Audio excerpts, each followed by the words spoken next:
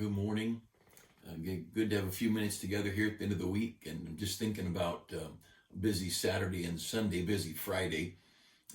Friday mornings, I meet at 8 with my staff men, talk about the Bible, talk about the weekend and any plans and details. And we're adding a couple of folks around the church office with summer kids home from college for summer. And things are good. God is so good to us. And we're going to be in Matthew 5 and quite a few other passages this morning, just running over a few things. But before we got there, wanted to mention, I've just been thinking about what God has done over the past 40 years and some of the amazing things he's done and how good he's been to us. And I wanted I was thinking today about the Pierce family, John and Sue Pierce.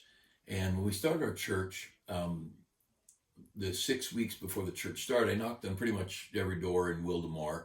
I'm sure there were some out in unusual areas or gated or whatever that I missed, but basically there's 1,000 people and I knocked on all the doors and then worked my way up Grand Avenue that know our area. That would be the west side of Lake Elsinore, and then at the same time trading off days working my way around the east side through downtown Lake Elsinore.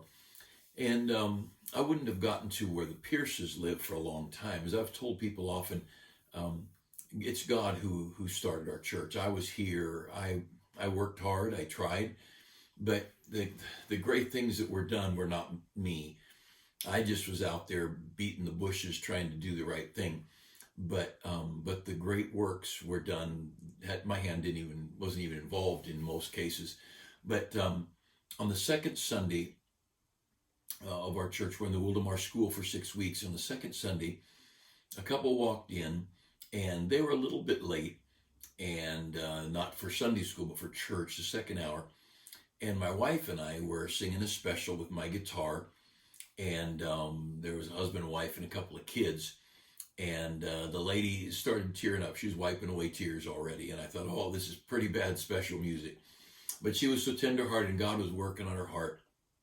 She came forward at the invitation, and I'm leading the invitation with my guitar, Just As I Am, or whatever it was, and leading the singing. And half the congregation didn't know the song. A lot of people, of course, were churchgoers and they knew the song. We had a hymnal, so I had a guy there helping me that I just met, and he met Sue at the invitation when she came forward, but and dealt with her. But I wasn't sure he got it clear to her. And so when I went by that week, I asked her about her salvation, and she had some questions. And so there in her home, we went through the gospel very thoroughly and clearly. And she I want to say it was Thursday night. I don't know that for sure, but she trusted Christ. Her husband John, turns out, as a young person, he grew up around church, and he was saved already, just out of church. He was had been in Vietnam. In fact, I think he was drafted just shortly after they were married, and just a great couple. They just stepped in and started coming. I remember John and his boy Johnny. Maybe the third, fourth week of our church in the Wildomar school, we went up to look at the rented building. And there were, 4, 5, 6 men who met with me to go look at this building. John was one of them, John Pierce. He's in heaven now. But he brought his son, Johnny. And I remember that day, Johnny brought some Reese's Pieces with him. And he shared those Reese's Pieces with me. And Johnny and I were close. He got through college and moved to Texas when he got out and kind of lost touch with him since then. That was a long time ago. But I was just thinking about John and Sue, and they had 2 kids, Johnny and Lisa. But John and Sue, the parents, John, he would be an usher. He helped counting the money, and because right away, those first few weeks, my wife and I counted the money. Who do you give the money to? We counted the money, put it in a sack in the closet. We'd bring it to the bank and deposit it. They weren't big offerings, but if it was at least $67, it would pay the rent for the next Sunday. And that's, it might have been all we had. We never have been short in 40 years. We've always paid all the bills, always made all of our pledges to missionaries. Now, the whole thing could change next week, but by God's grace, he has provided for us these many years. But John would, as soon as we could, I got some men involved in counting the offering, and one of the men taking care of the checkbook, and I just wanted it all out of my hands. And I mentioned Bill and Sherry Pattison on one of the morning moments a while back. Bill Pattison took care of our books for a long time, um, and carried. It was just that's a big thing for you to not have to worry about. And those first 2 or 3 weeks, I don't know, 4 or 5 weeks, maybe, however long it was, I did, but as quick as I could. I wanted the men to know this is their church. They needed to take some responsibility, and so John Pierce was one of the men who'd count the offering, but he would help so much. I remember we started the church in August. October, we had kind of a fall festival get together in the end of October, and they offered their home. And I remember us going to their house and just having a big party and a lot of fun and silly and it was just a fun time. It was such a fun time for our church and people doing goofy things and but they were so good. I remember I don't know how many times they invited my wife and I over to their house. I remember Mrs. Pierce's biscuits and gravy. Um, she began teaching Sunday school with my wife, helped kind of as a helper, and then little by little my wife trained her and gave her more and more responsibility. And finally, Sue was teaching the classes, and my wife could take another class. That way, the Sunday school could keep splitting and more people teaching. And Sue became an incredible teacher, just a gifted teacher. God definitely gifted her. And she became a very faithful soul winner. Nancy Mitchell, one of my dearest faithful ladies, my secretary for 25 years. She and Sue were soul winning partners on Saturday morning. I remember the Saturday morning when we always stayed pretty close in those days. I want to make sure everybody had a good day, and we'd talk. If you had any questions, I'd be nearby. So we'd stay, maybe it might have only been 8 or 10 of us or a dozen, but we'd been on the same few streets, so we could catch up with each other pretty easy. And they'd gone to a home of a Cambodian family, just knocking on doors. And there were a lot of Cambodian immigrants. First, just got off the boat. This is 1982, and there were a lot of boat people. They called them refugees, and they were very nice. And they invited the ladies in. Well, they couldn't. No one could speak English. They finally found a teenager that could speak English, and so through the teenager, they explained the gospel to this group of Cambodian refugees and let them know that we loved them, we cared for them, and we wanted them to know Christ. And a bunch of them got saved. And shortly after that, we had quite a few coming to church for a little while. But that started with Sue and Nancy. But Sue was such a good teacher. And she taught for years, inside, outside, wherever. Most of her time, she taught outside because we didn't have enough classroom space, or maybe she taught on a bus. And she and John were just faithful. John would often go out visiting people with me in soul winning. And Sue was a part of the ladies' soul winning. And I'm so grateful for people that loved us. And John went to heaven quite a few years ago. And on occasion, Sue moved to Texas, where her kids and grandkids are. And she, on occasion, will text or talk. And she's still teaching a Sunday school class. She helps in a ladies' jail. And wasn't very long ago, and I'm 65 this month, and she had to be 5 to 7 years older than me. And she sent me a text, "Preacher, pray for me. I'm doing an all-night activity with, I don't know what it was, 4th grade girls or something like that." You're crazy. She's been to the mission field on many occasions, just like people from our church do, getting the gospel out and helping people, training people to teach the Bible. And you know that it's just a product of loving people, knocking on doors, witnessing. And now they came to church on their own. Just one quick story, and then we get to Matthew 5. When I was in their home, I heard, how'd you hear about it? Well, the first Sunday of our church, that Sunday we had church, and that week, whatever day, the newspaper came out one day a week. They just featured us, new church in Wildomar, and a picture of me, and then so they read about it in the newspaper, and that's when John and Sue came. Well, the Sunday before, which was our first Sunday, they'd gone to another church in town. They were searching. They wanted to know the Lord, and so they said, we were late, like we always are, and we got out of the car. We're walking toward the church. The 2 front doors are open, and they said, as we're walking toward the door from the parking lot, these ushers came and closed the door. And so they went back to their car and went to breakfast. And the next week they came to our church, and what a just the moment they had, the ushers welcomed them in. They might have stayed at that church and gotten saved, but we were the recipients of the great blessing of the Pierce family, and I love them, love their kids, and so very thankful for all he's done. So many people like that, God brought them across our path, and they became great workers. I want to mention a couple things in Matthew. First of all, Matthew chapter 5. Matthew chapter 5, and in the Beatitudes, the Sermon on the Mount, Matthew 5, I want to just point out one little verse, verse 8. Blessed are the pure in heart, for they shall see God. Blessed are the pure in heart. Now, if you want to get real strict doctrinally, this is probably talking about something to do with the millennial reign of Christ. It, of course, had to do with the first century. Jesus saying this to these people. There's something unique you can get with God if you'll keep your heart pure. A bitter heart, a foul, reprobate heart, an ugly, deceitful heart. You're going to miss some things. You can be saved, but you're going to miss that closeness to God. And a pure heart is such a powerful thing. Blessed are the pure in heart, for they shall see God. But I want you to notice a couple of the verses as we consider this. You look over to Luke chapter 11. Matthew, Mark, and Luke. Luke chapter 11 and verse 39. The Lord said to him, now do ye Pharisees make clean the outside of the cup and the platter, but your inward part is full of ravening and wickedness. Now, obviously, God cares about our outside. Proverbs 7, he talked about a woman with the attire of a harlot. 1 Corinthians 11 talks about it's a shame for a man to have long hair.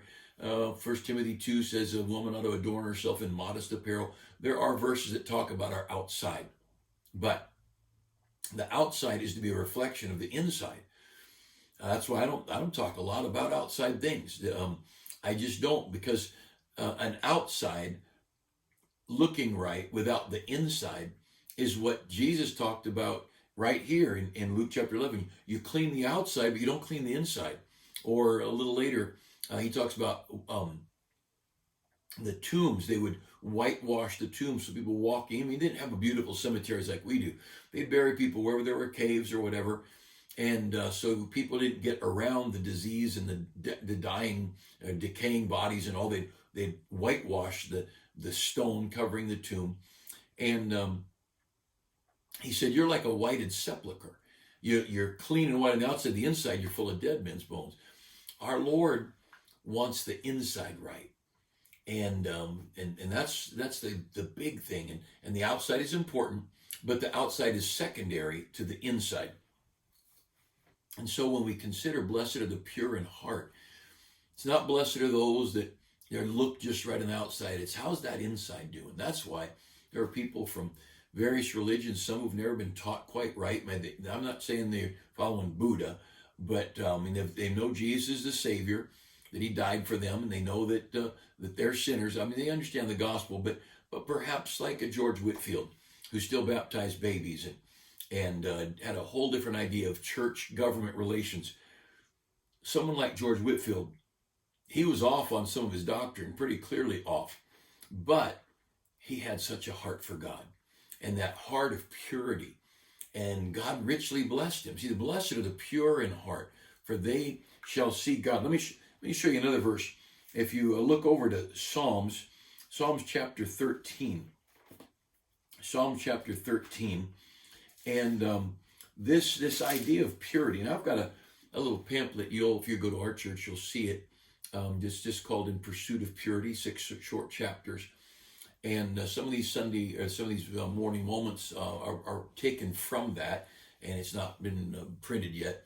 But I want our membership to understand, in a day when purity is not talked about very much, in a day when adultery is almost acceptable in our churches, in a day when young couples, I saw a survey I mentioned the other day, I think, survey of college students, that they asked college students, when you marry, would you expect your spouse to be faithful, or would you expect there to be some infidelity? And it was, I don't remember the number, it's the majority, it's like 55 or 65% of young people, maybe even higher than that, they assumed their spouse to be would be unfaithful to them. And I think if I assumed my wife was going to be unfaithful to me, I wouldn't have married her. There's no way. I assume fidelity. I'm grateful that for these 41 years, I've kept my marriage vows. And I've not kept the ones to love, honor, and cherish in every area. There's been times I've acted like a jerk. I'm human. But as far as propriety, keep thou only unto her so long as you both shall live. I've kept, my hands are clean, my heart is clean. That's a given. I just can't even imagine infidelity. Yet it's rampant in our world.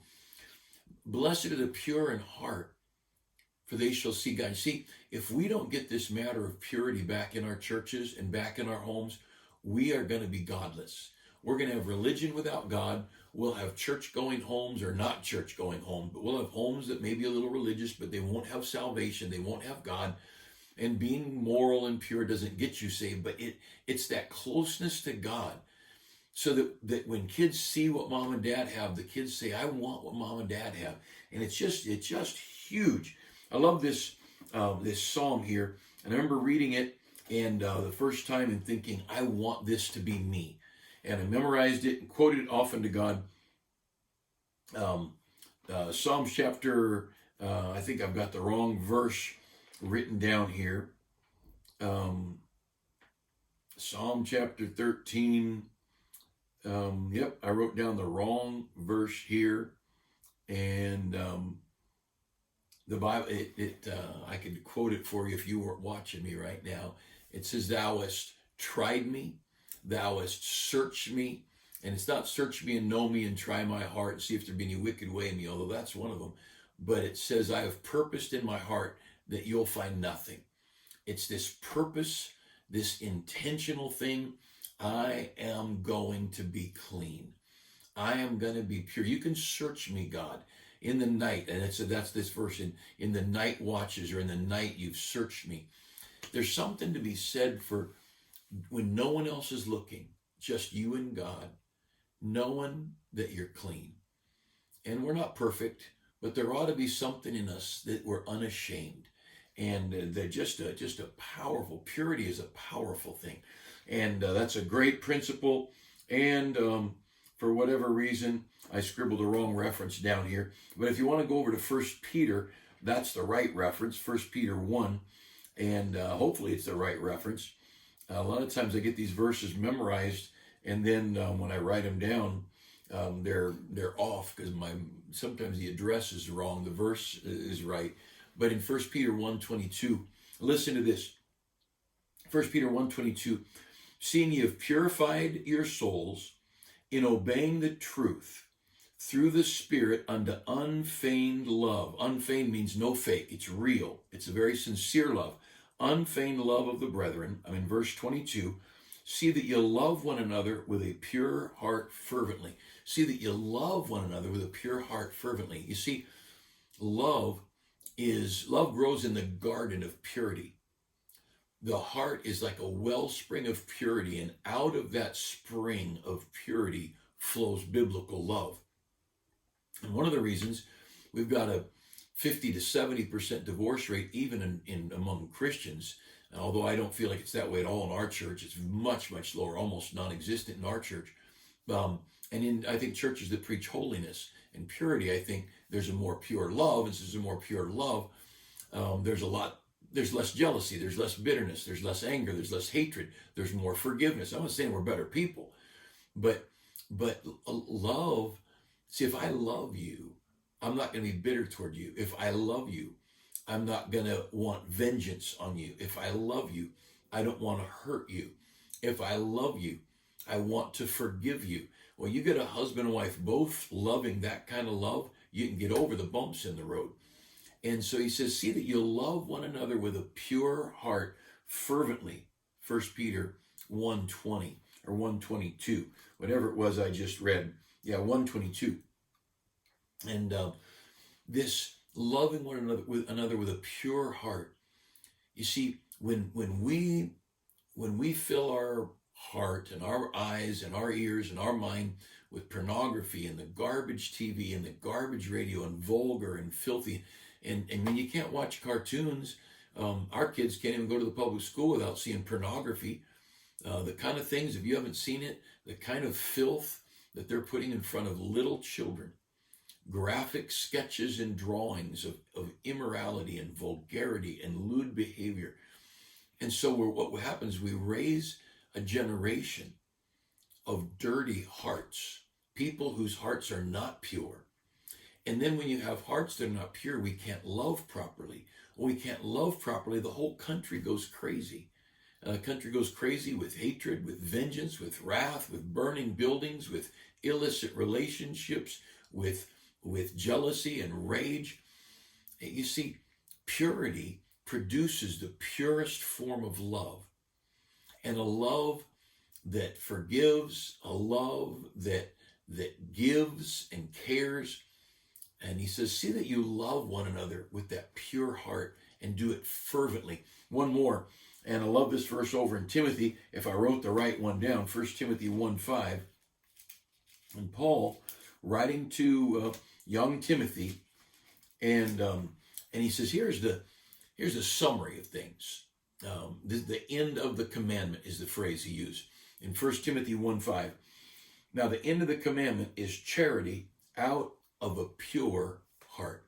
Now charity is not the word love, but it's close. A charitable spirit, we have charities, things people give to. Charities are supposed to be not for profit. They're supposed to be for giving and helping. But he says there in 1 Timothy 1:5, the end of the commandment, the summary of this Christian life. It's not talking about how to get saved. It's talking about how to live the Christian life. He says, this is the end of the commandment in 1 Timothy 1:5, is charity out of a pure heart. You're not going to have biblical charity. You're not going to have biblical love unless it comes from a pure heart. Paul says that's the end commandment. That's the end of all the stuff Paul says, all the things I'm trying to teach you. It's be charitable. Have charity, but have it come from a pure heart. Don't be a fraudulent, love unfeigned, we read about earlier. Be honest in your love and be true in your love. Well, how do you get that? Well, you have a heart of purity. See, a heart of purity won't allow deceit. A heart of purity won't allow bitterness and anger and wrath and malice and all the things that are the works of the flesh that Galatians talks about. Think of the two great commandments. The two great commandments. Number one, love God. Number two, love your neighbor as yourself. The greatest commandment is love. And then Paul says, but you can't love right. You can't love properly if that love is not founded in a pure heart. And the value of purity is so underrated today. And we've got vulgar and inappropriate TV and internet. And someone said that the majority of young people, I think 60% of young people, they view their first pornography before they're 12 years old on their parents' computer. And we've got a world that's pretty filthy. And we're going to need to work at keeping our own heart pure. I mean, shut off the TV when it's cussing you, I think it's shut off TV, period. But certainly cheerleaders who used to be cheering, now they're sensuous, seductive dance routines. Music that used to have harmony and melody, and now it's a throbbing rhythm, pounding, sensuous sound. The whole world around us is impure. And we're going to be more and more strange, because the more pure you seek to be, the more this world's going to hate you. By the same with the church. A church that seeks to teach purity and holy living, that church is going to come under attack from the devil, because the last thing the devil wants is a pure church, because a pure church will be a loving church. And a church that has a pure conscience and a pure heart, and a church of great love, as you'll see maybe if I do another lesson on this, purity brings confidence. The wicked flee when no man pursueth, but the righteous are bold as a lion. And there's much in the Bible about purity and boldness. I'll talk about that again if I think of maybe on Monday. But the devil doesn't want us clean. The devil doesn't want churches and families pushing purity and holiness. This world would rather your kids be in a public school having their gender questioned than have the kids homeschooled or in a Christian school where they're taught history and math and reading and writing and propriety and discretion and honorable character traits. Because that kind of purity, that's the enemy of the devil. Those are the things that please God. And so purity, what a wonderful, wonderful character trait. And we'll never regret being pure. Nobody gets to the end of their life and says, I wish I'd been more corrupt. But many a person wishes they'd been more pure. Many a person wishes they'd kept their marriage vows. Many a person wishes they had not filled their mind with smut and filth, because as a man thinketh in his heart, so is he. A lot of the perverse things that we hear, corrupt things in our society, those things started with the eyes and the ears, and what they saw, what they heard, what they meditated on, and that foul, perverse heart produced reprobate and horrible behavior. Just things that should never even be thought about, let alone done, because we've got this stupid culture that's allowing every corrupt kind of thing imaginable out in the media and in the hands of people, but even worse, in the hands of children. And we ought to pray for our country and pray for the weekend, soul winning tomorrow, and the church on Sunday. It'll be a great weekend. Next week, Archie Davis will be with us, and great Memorial Day service. Hope you get to come. Hope you join us. And if you're not in an adult Sunday school class, my adult class, our adult Sunday school meets at 9. Usually we visit, eat, drink coffee and stuff from 9 till 9:15, 9:20, then an adult lesson, and then get down to church in time for the church to start. Join us. Join us. Come on, if you're still staying at home, get out of the house. Join us in church. Join the people of God singing and hearing the preaching of God's word. Fellowship, you matter. You matter to the people of God, and we want you. And so God bless you. Have a great day. Have a great weekend.